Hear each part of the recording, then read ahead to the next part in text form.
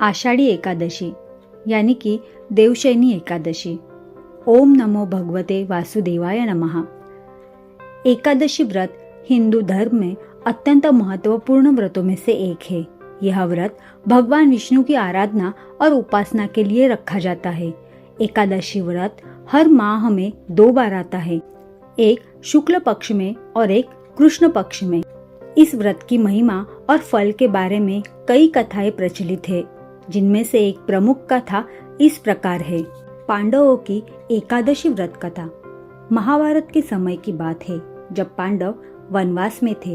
एक दिन धर्मराज युधिष्ठिर ने भगवान श्री कृष्ण से पूछा कि हे माधव, कृपया हमें ऐसा व्रत बताइए जिससे हम अपने सभी पापों से मुक्ति पा सके और मोक्ष प्राप्त कर सके।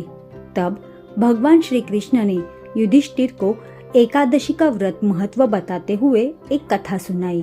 उन्होंने कहा, हे युधिष्ठिर, सतयुग में महिध्वज नामक एक धर्मात्मा राजा था। उसके छोटे भाई वज्रध्वज ने ईर्ष्या के कारण उसे मार डाला और उसके शरीर को पीपल के पेड़ के नीचे दफना दिया। राजा महिध्वज की आत्मा उस पीपल के पेड़ में वास करने लगी और बहुत कष्ट सहने लगी। भगवान श्री कृष्ण ने आगे बताया, एक दिन उस वन में वाल्मीकि ऋषि आए। उन्होंने उस आत्मा की व्यथा को समझा और राजा महिध्वज की आत्मा को शांति दिलाने का संकल्प लिया।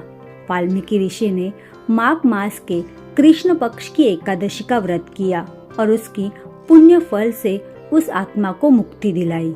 तब से यह माना जाता है कि एकादशी व्रत रखने से सभी पापों से मुक्ति मिलती है और आत्मा को मोक्ष की प्राप्ति होती है।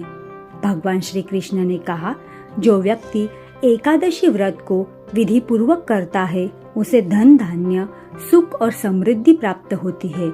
इस व्रत के प्रभाव से व्यक्ति के सभी पाप समाप्त हो जाते हैं और उसे विष्णु लोक में स्थान प्राप्त होता है। इस प्रकार एकादशी व्रत का महत्व जानकर युधिष्ठिर और उनके सभी भाइयों ने श्रद्धा पूर्वक एकादशी का व्रत किया और भगवान श्री कृष्ण की कृपा से उनके सभी कष्ट दूर हो गए। ओम नमो भगवते श्री वासुदेवाय नमः।